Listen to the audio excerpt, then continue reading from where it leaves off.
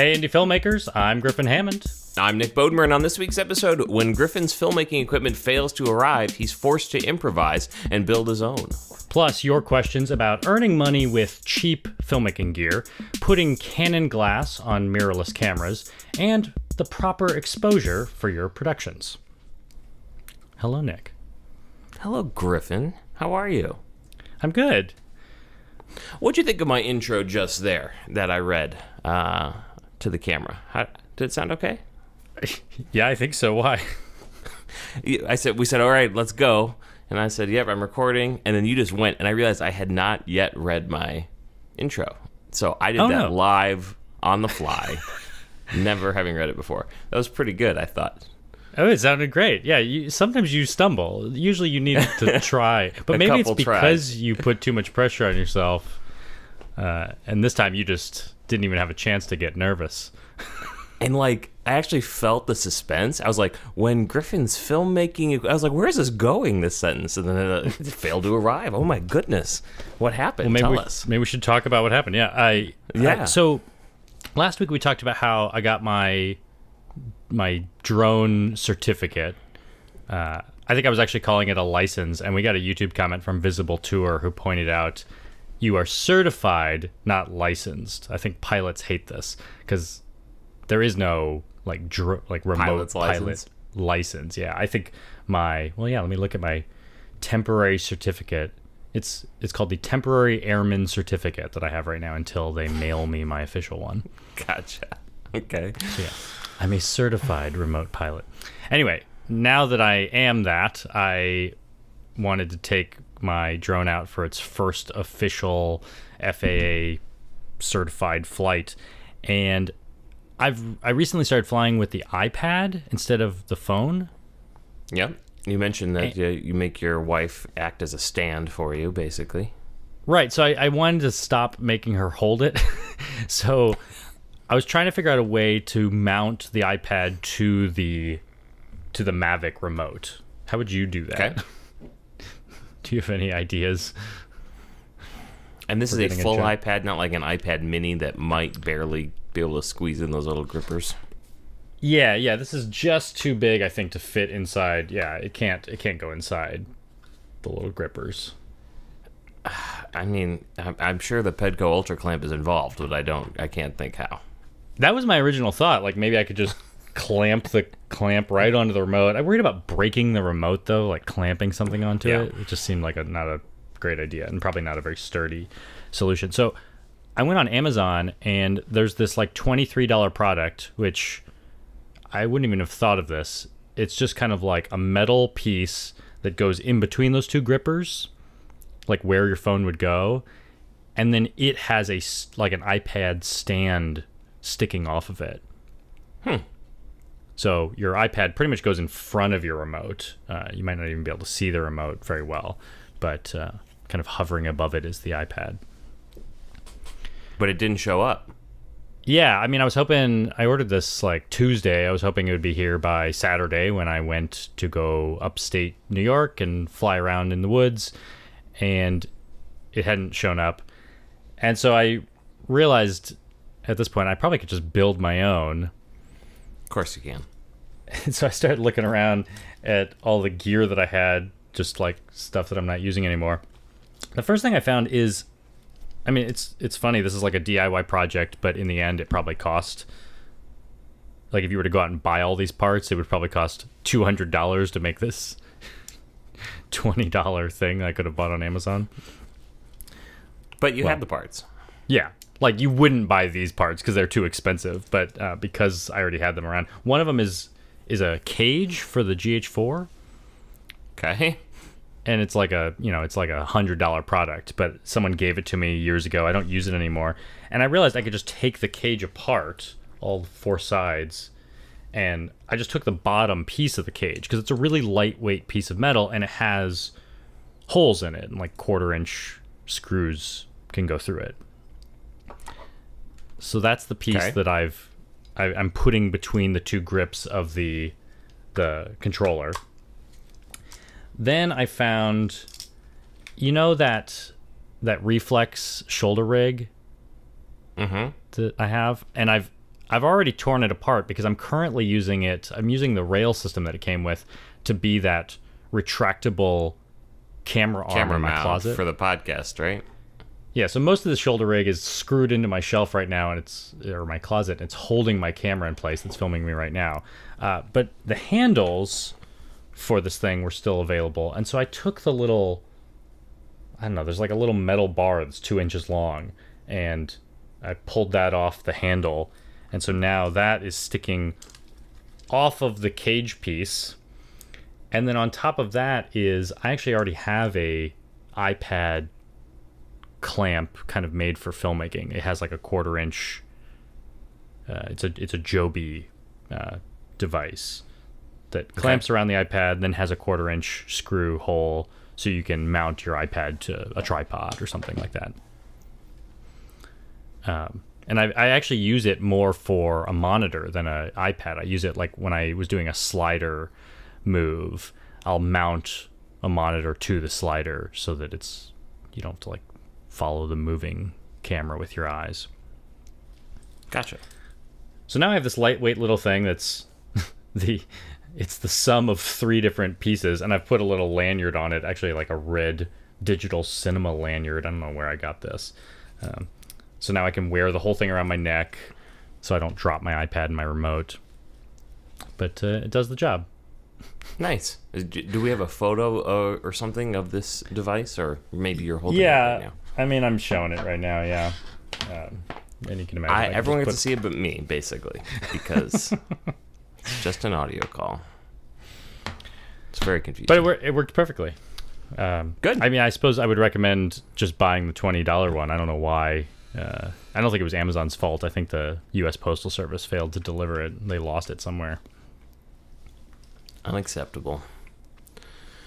Did you get any cool drone footage while you were down there? Yeah, I mean, this was nice because it's completely uncontrolled airspace. There's really nothing around, so I don't have to worry about, you consulted all the appropriate charts. Yeah, I checked out the weather and everything. I'm actually using an app that's pretty cool called Kitty Hawk. Like where the Wright brothers did their first flight. Is that right? Did I make that up?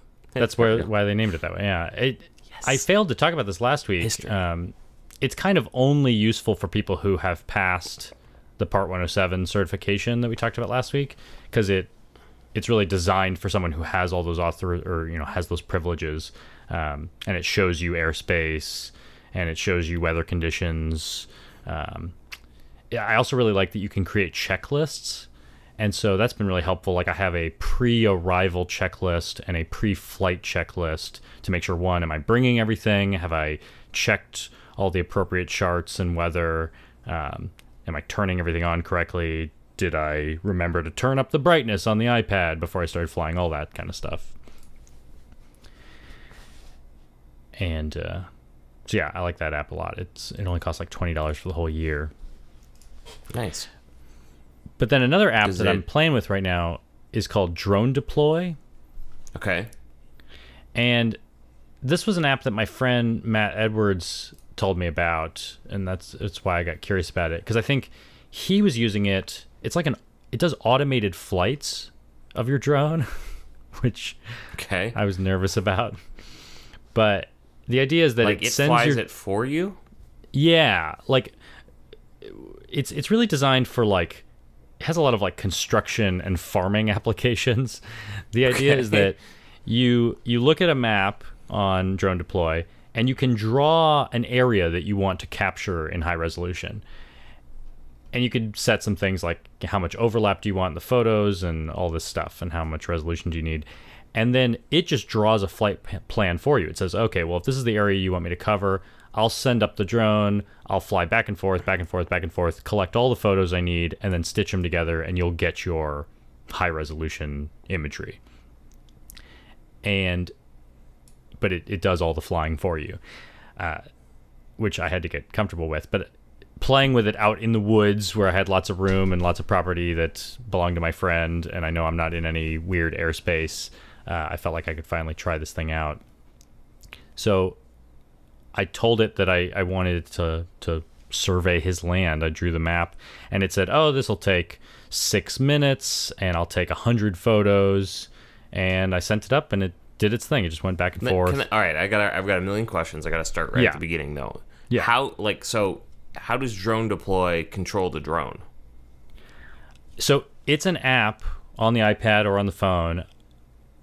And yeah, that's one thing I'm not entirely sure about. I don't know, is it live telling the remote what to do, or is it somehow through the remote giving a flight plan to the drone? Like, I don't understand, if I lose connection, will the drone stop receiving information?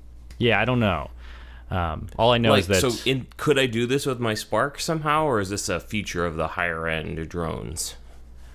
I think you probably could do it with the Spark. I know that it seems like when I'm using the app, it's tailored towards something like the Mavic Pro or the Phantom 4 Pro or something. Because it even said something in there like, maximum speed, 34 miles per hour. And I thought, like, I'm not sure the Mavic Air can even go that fast. And so I dropped the maximum speed down to 15 because I was like, I think that's the top speed of this thing. I could be wrong. But it just felt like... It's crazy. Some of the features felt a little weird for the Mavic Air.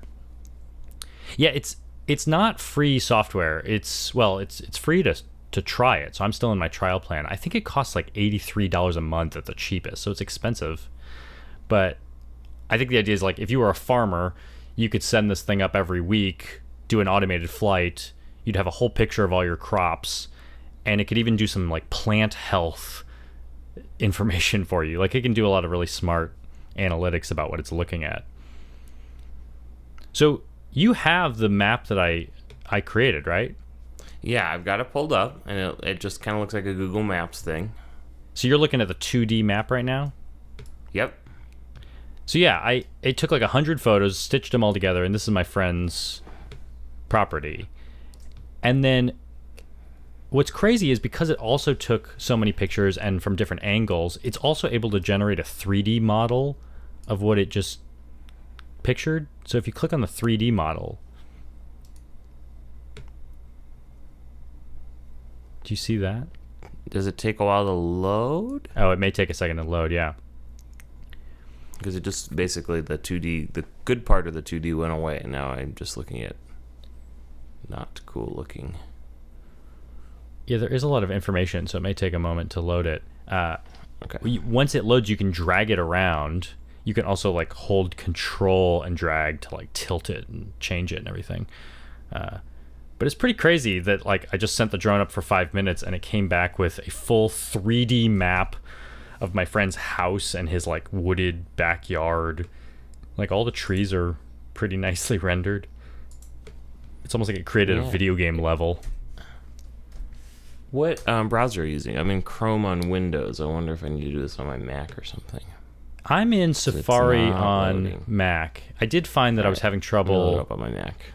I was having trouble in Firefox on Mac. It wasn't able to do the like 3D tilting.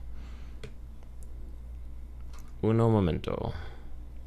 I'll put like a screen capture in the podcast so people can see this.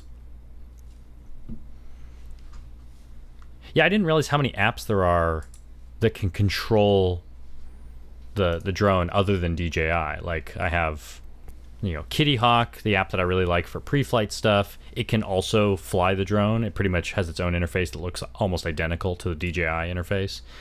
So you can fly it in there. I could fly it in the DJI app. I could fly it in the Drone Deploy app. I guess they make their API pretty accessible. That's cool. Well, I can't get the 3D thing to load right now on either one. Okay. So, but I did pull up their website. It looks like it will not work with the Spark. It looks like it's the Phantom, the Inspire, the Matrix-E, and the Mavic. Does it say just Mavic, or does it say Mavic Pro or Mavic Air? DJI Mavic, and it only lists Mavic Pro, but maybe the Air is just too new and they don't have it on their website. Yeah. Well, that's why I kind of wonder if the Spark would work anyway, because I kind of feel like Drone Deploy didn't tell me anything that implied that it understood which drone it was flying. Like, does it know I don't know if it knows the difference between a Mavic Air and a Mavic Pro. would it know that you're flying a Spark and not a Mavic? Aha. It says the Spark is not supported because it does not support waypoint flight modes, which must be how Drone Deploy flies it. It basically, creates waypoints for the drone to go execute on. I see. Which is kind of cool. So yeah, that makes me think maybe Drone Deploy is uploading a flight plan to the drone, and the drone is executing it on its own without needing constant input from the RC remote.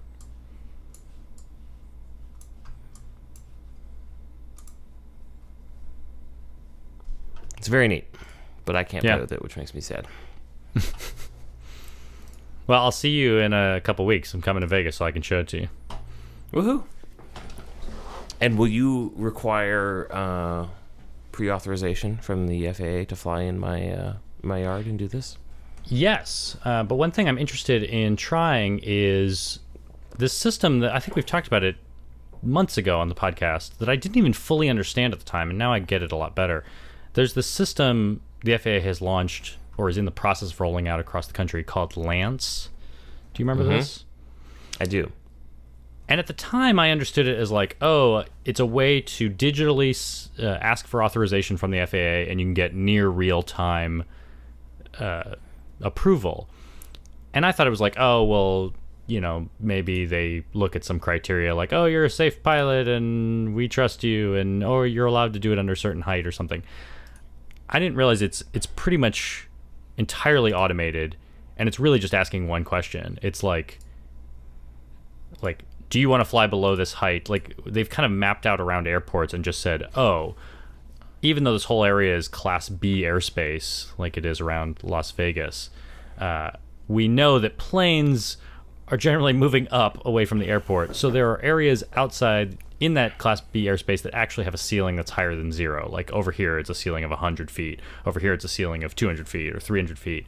So pretty much, if you want to apply to fly under 100 feet in the 100-foot ceiling area, you'll just get instantly approved because that's what's allowed there. Now, if you needed to do something higher than that, could you request more, and then they will actually adjust flight patterns around what you're doing for a period of time? I don't think they're not gonna adjust flight patterns around you, but you can do the traditional what's called manual authorization, where I could request to fly in the 0-foot ceiling area, and I may get approved, but my understanding is it could take as much as 3 months. I don't know if they prioritize stuff. If I say I want to fly tomorrow, maybe they put me closer to the top of the list. But that's what's cool about Lance, is knowing that your house is in a 200-foot ceiling zone. So I think I should be able to get instant approval. Sweet. Yeah. Hey, wanted to talk real quick about MacBook Pros. We talked about that. It's been a while now because we had an episode about it, and we talked about the new MacBook Pros, and we said, wow, they sound really cool. And in the next episode, there were all these problems coming out about thermal throttling, and they aren't even as fast as the year before because they just get really slow because they get so hot. And what's going on? We even talked about someone putting their MacBook in a freezer and render times improved. Yeah. And then we had our week off, and then the week after that, I think I forgot about it. So anyway, wanted to follow up. It was a bug in the thermal firmware. So Apple did confirm things were not acting the way they were supposed to, and the performance was not what was expected. But they quickly issued a software update, and that seems to have completely eliminated the issue. So everyone is now getting the performance they expect out of the new MacBook Pros. So they, once again, have my full-throated endorsement. Although it's funny because I just saw another news story this week about apparently Apple MacBook Pro users are reporting a crackling sound coming from the computer that's not coming from the speakers. That's news. I haven't heard that one yet. Yeah, so I don't know. There may be other issues too. But that's cool that they were at least able to fix the heat issue with firmware or with software.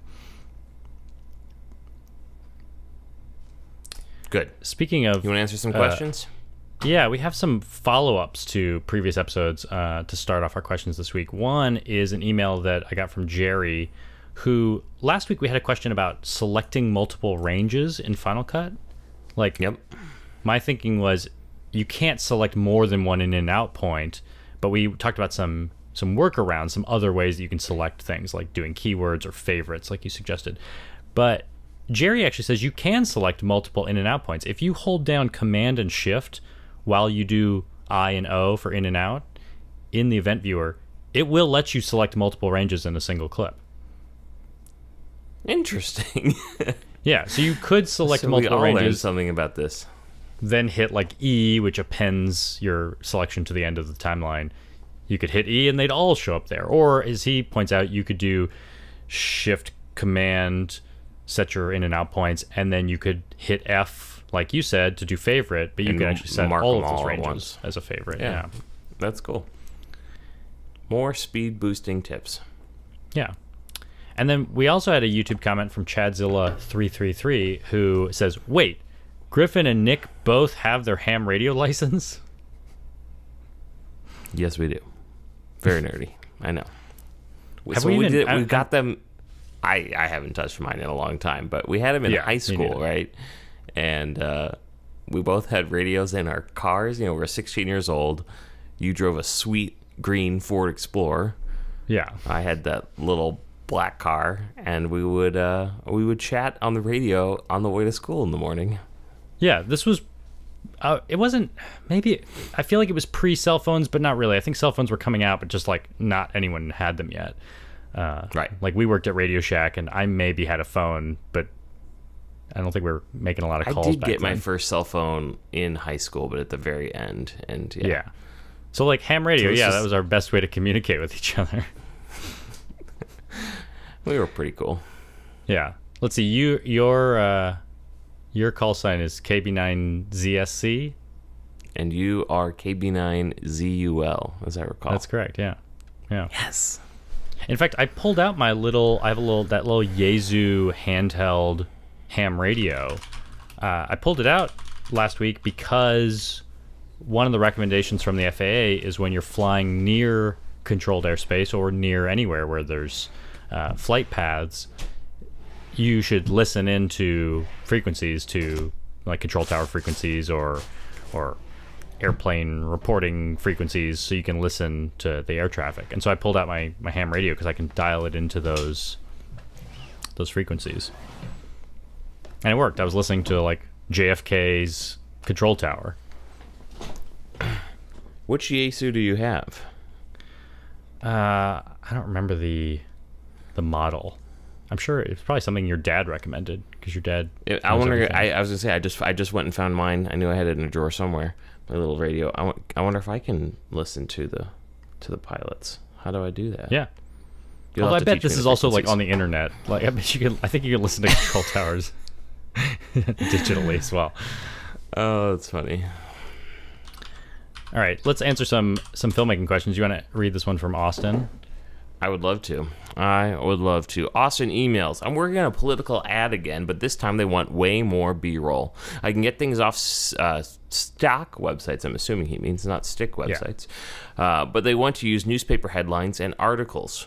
What's the laws about using video of real newspaper in your shots, especially if they are the main subject? And what would be the situation of a screenshot of an online article as well? Would it be easier and safer to just fabricate my own news headlines? That's a good question, Austin. And it taps into... Off the bat, I just want to say fabricating headlines for a political ad sounds not good.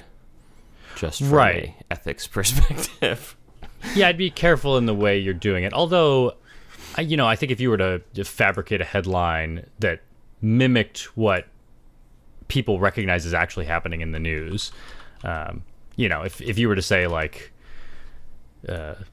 U.S. investigates Russia interference in elections, like people get like, okay, that happened. I know there are news articles about that, but yeah, you're right. I wouldn't fabricate headlines that go off in a direction that your audience wouldn't recognize. Is a murderer.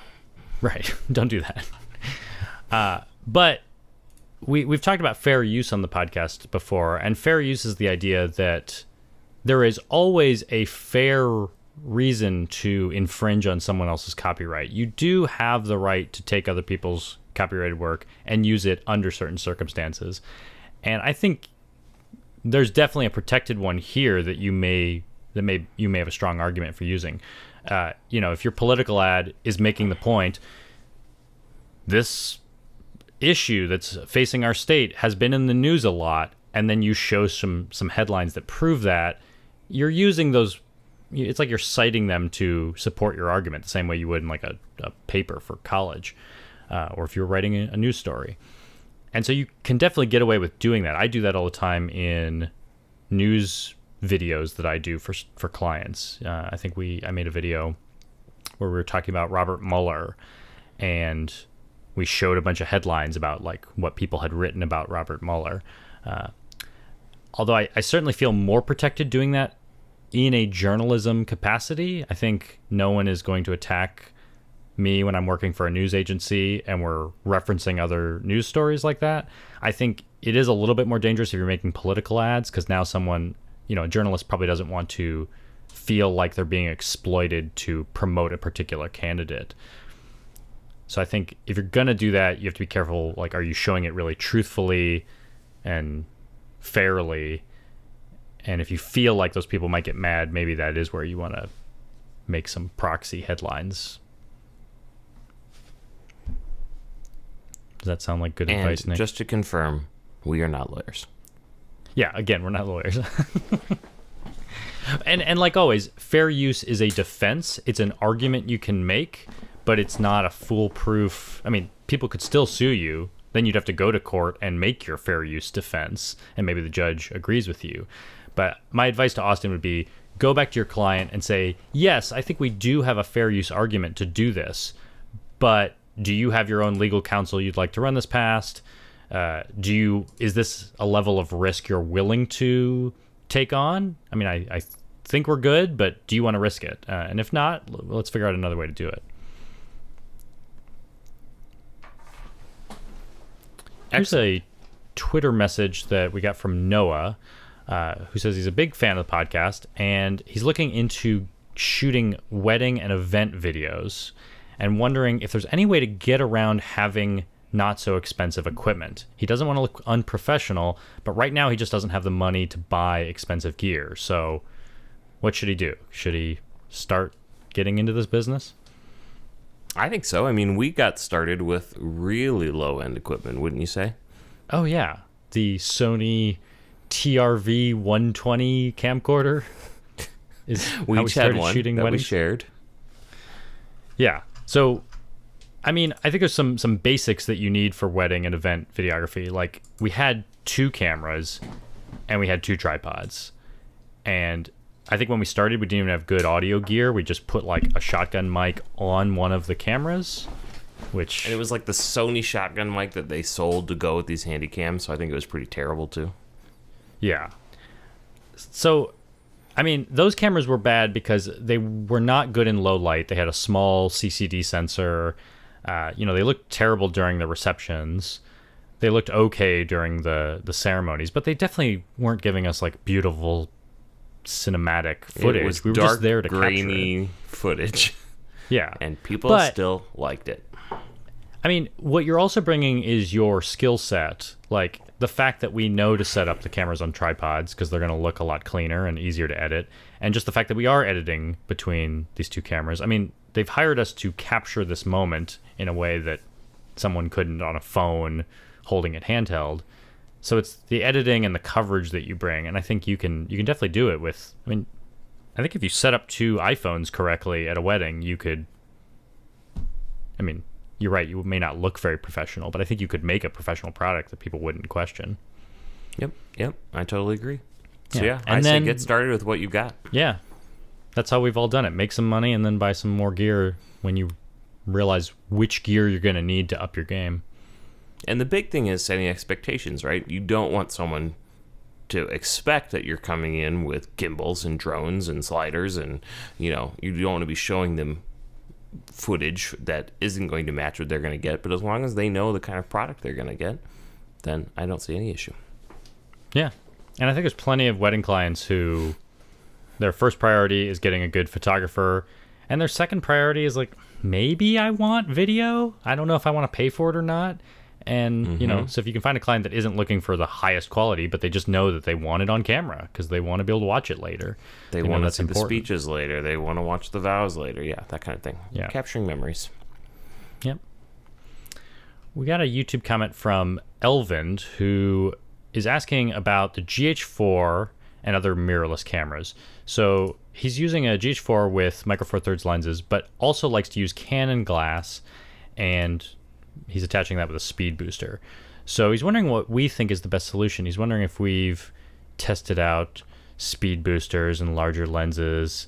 And he also mentions the Sigma 18 to 35 millimeter art lens, which is a very popular lens. You've never used a speed booster, have you? I haven't, though. I mean, if I wanted one, and I don't know why, maybe it's marketing, but I'd go straight to the Metabone speed booster. They kind of made the market in my mind, so I assume they're the best one out there, but maybe that's not accurate. What do you think? Yeah, that's kind of how I feel too. I don't even know what's available. I do know a lot of people are, in the years since the speed booster came out, have made their own, but the Metabones is still the only one I've ever used. I agree with Elvind. He mentioned the weight and the size. Like I have used a speed booster. I used to shoot with a Tokina 11 to 16 millimeter lens on my GH4 with a speed booster, and I liked that lens, but it was a pretty big lens system on this camera. And now I have Panasonic has an 8-18, which accomplishes the same thing, and it's like half the size. So I do like that you can get small Panasonic lenses that don't take up a lot of room in your bag. But I think we've said it before, if you have Canon glass already, you should definitely go get an adapter and keep using that glass unless you want to sell it all. Right. And I know that Sigma 18 to 35 millimeter is a very popular lens. And do the newest speed boosters give you some level of electronic control of the lens, or do you still shoot everything all manual? I think they must. I haven't used them recently to know, though. But that's definitely something to figure out or to consider when you buy an adapter and a lens. Is it going to give you electronic control, or is this going to be a fully manual lens now? Or will the camera let you focus and set aperture inside the camera? I mean, I remember one thing when I would buy adapters for strange lenses that I had. Some lenses need an adapter that has its own aperture ring, because you need a way to control the aperture, and if it doesn't have electronic control in the camera, then the adapter itself may need to have a ring if the lens doesn't have its own. Right. We got a YouTube comment from Koltha Hire. Hopefully I'm saying that right. I'm probably not. Hey, Griffin and Nick. I recently attended an industry event here in Australia called the Screen Makers Conference. There were speakers from the industry in Australia and internationally, ranging from TV networks, content creators, and distributors. One of the common things said was that one-off documentaries don't sell and that people should make series. After speaking with people, I came to the conclusion that broadcasters would rather fill a few time slots rather than just one. I think it's a shame because there are many great one-offs, Sriracha being an example. Would you say that one-off docs do better on online platforms such as YouTube, Netflix, or other streaming services? Did you attempt to get Sriracha to broadcast, and would you look at that possibility in the future? Well, thank you. I'm glad that you like Sriracha. You're right that, I mean, you do kind of see the future of streaming as developing a series. I mean, there's a lot more interest, especially from Netflix. They want people to subscribe to Netflix, keep paying for it every month, and they want to give you content that keeps you showing up week after week. So I think it probably is a lot easier to sell a series. I mean, it's a lot more work to make a series. But a lot of the documentary stuff I hear people talking about, ideas that they have, are not about making a 33-minute film like I did is a really strange length. I think a lot of times when I'm talking to people, they are talking about like, well, let's make a 30-minute episode, but let's make 10 of them, and then you could sell that to a network. Especially if you're going to go to all the work of talking to a network to get something on their air, you might as well give them more if you can. I think the hard thing is I I was asked about doing some broadcasting with Sriracha, but traditional broadcasters outside of online, they want it to fit into a time slot. And so I think I was asked to edit Sriracha down from 33 minutes down to 22, which is the standard 30-minute length when you're running ads on it. And I just didn't want to lose 11 minutes. And I don't even know if I want to lose 3 minutes. Like if we were going to fit this on HBO or something, a half an hour time slot with no commercials. I probably could cut out 4 minutes, but I don't know. I wasn't particularly interested in making, doing more work to get it on broadcast when that was like, maybe a one-time deal. Minutes out. Just first blush, how would you cut 11 minutes out of that film? Can you even think of what you would do? I mean, I'd probably cut all of the Illinois State footage from our college. Yeah, that's kind of where I was thinking first. The whole Lay's chip storyline could probably go, right? Yeah, it was unnecessary. But that's not 11 minutes. That's probably 4 or 5, right? Right, yeah. I really love the first 15 minutes of the film. Every time I have to go watch the film again at a film festival, I think like, wow, I really like this film. It moves really fast, and it gets to the 15-minute marker is right when like the guy is chugging sriracha and it's really disgusting, and it always gets a really big audience reaction. And so I love that moment. And then right after that moment, it calms down. It goes to our college. It's a storyline that's not that important, and I probably have it in the film because it was the first thing I shot, and I was kind of in love with it. I mean, in a way, it's like I was almost nostalgic for this footage because it was the first part of my production.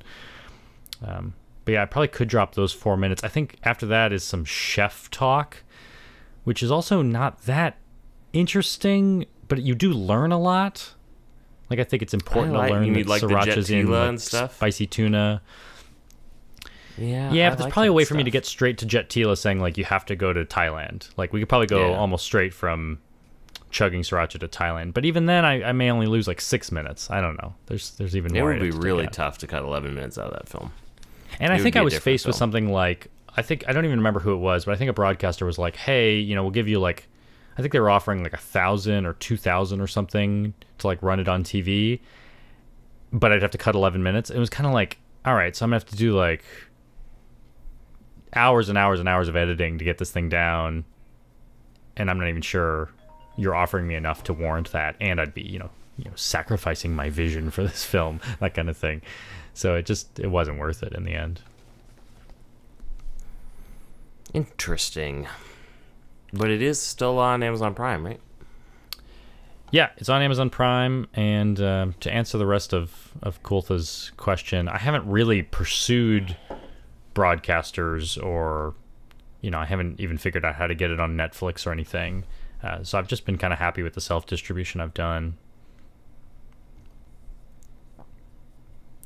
Our final question today is an email from Ben, who is shooting and editing and then watching things on an Apple device, and he's thinking that because he has the screen brightness turned down, like he's noticing in the editing it looks normal, and then when he watches it on his phone, his screen brightness is down and it just looks really dark. And he's wondering if there's some sort of standard exposure that he should be editing with to make sure that it's going to be good across all devices. He's editing with Premiere. I don't know. Is there a standard like brightness level you aim for, like you do with an audio level? Like, can it's funny because when I first read this question, I was kind of stumped. I was thinking, like, no, I don't know. There probably is. There's probably someone much smarter than me about doing color that knows the IRE levels that, I don't know. I don't know about all that stuff. There probably is a good answer. But I realized I can at least say I would pull up the waveform monitor in your editing software. Because I'll do that a lot. And that is a way to test what you're seeing. Your screen brightness can be turned way up or really dark on your computer when you're editing, but if you pull up the waveform monitor in Final Cut, that's as easy as just doing Command 7 to pull that up. I don't know what it is in Premiere, but then you can see a chart of the exposure that you're looking at, and it's kind of, some of it is personal preference on where you want these things to be set, but you can see the shadows in your shot are hovering somewhere above 0, and If you want, you can pull them all the way down to 0 to have like really rich blacks in the shot.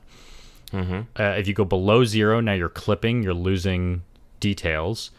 If you want to hover a little bit above 0, it'll give you kind of this like, I don't know how to describe it. It's kind of the popular look right now, like less kind contrast, of washed out, low contrast. Yeah, a little bit washed out. Yeah. So if you bring your highlights, I mean, you could bring your highlights all the way up to 100, or you could have them hover a little bit below that. And if you have your blacks hover a little bit above 0, you get kind of this cool washed out look. But I'm guessing if your footage is really dark, it's probably all just the whole waveform is sitting down around like 30. And especially if your highlights are sitting down at 50 or something, it's like, okay, this whole shot is really on the darker side. It's all like in the lower half of the exposure. And some shots should be dark if that's what you're going for. But I think you could just take a look at your whole video, and if the whole thing is below 70, you could just rise the whole thing up by 30 to get it into a better zone. The only other thing I wonder is maybe his screen brightness on his phone really is just too low. It's like maybe turn up the screen brightness a bit. Yeah, I mean, mostly, yeah. What I'm concerned about when I'm looking at the waveform is I'm not too concerned about overall brightness or darkness. I'm really concerned about am I making the most? Am I getting the most contrast? If I want contrast out of the shot, do I have room to move it up and down? And am I doing it without losing details? I mean, the thing I want to make sure I'm doing is not pushing it so far that I'm clipping the brights and the darks. I think as long as you're not clipping and you're maxing out your contrast, then it should look good on all devices. I find I always struggle with this part of coloring and video editing. It's just really not my strong suit, and I never really know how bright I should be pushing shots and things like that. Yeah. So something I could always work on. I've definitely made the mistake. I mean, I think I've talked about this even on a very early podcast. I think like one of our first episodes is about all the mistakes that we've made. And I definitely have made the mistake of maybe I'm editing on monitors that have higher contrast themselves than other people's monitors. So when I'm editing, I may have two things matted next to each other, feathered together, that I think are both pure black. Like, to my eye, they both look like they're at a 0 black level. And so, you know, you put a black thing on another black thing when you're editing, and it's going to look the same. It should look the same. And then when I watch it on someone else's device, it has like a higher or less contrast. It's brighter. And I can see the line between what turns out to be true black, and then next to it is like a shade of gray that's just really dark. Yeah. So that's one place where if I relied on the waveform more, I would see that, because in the waveform I'd see 0, 0, 0, 0, and then boom, it bumps up to 20. And it's like, oh, well, yeah, there's two different colors. There's something there. Yeah, exactly. Yeah. So good luck, Ben. It's tough. Yeah. I don't know. We probably made it sound more complicated than it is. I think if you think it looks dark, make it brighter. Make it brighter. And it is always nice to see your work on multiple screens, hear it through multiple speakers. I mean, that's for a long time that's been my workflow. Yeah, it is kind of fun to watch something on a phone and hear it differently and see it differently and realize, oh, if most of my audience is going to be watching this on a phone, I may need to fix the audio mix a little bit, because you can't distinguish these two things very well. When you really want to get like the phone experience to kind of test something out, do you just use your tiny TV? Is that kind of what you go with?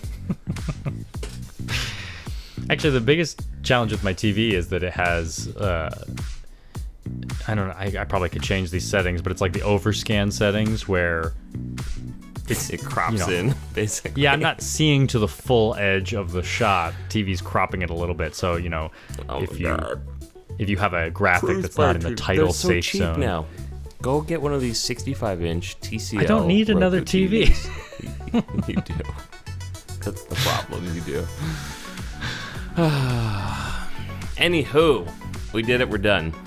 Yeah, good episode. That's it for this week. Griffin. Thanks, everybody, for hanging with us yet again. Yeah. We'll catch you again next week. See you next week. Bye-bye. Bye. I had all kinds of problems during this episode. I don't know if you could tell that I was having headset.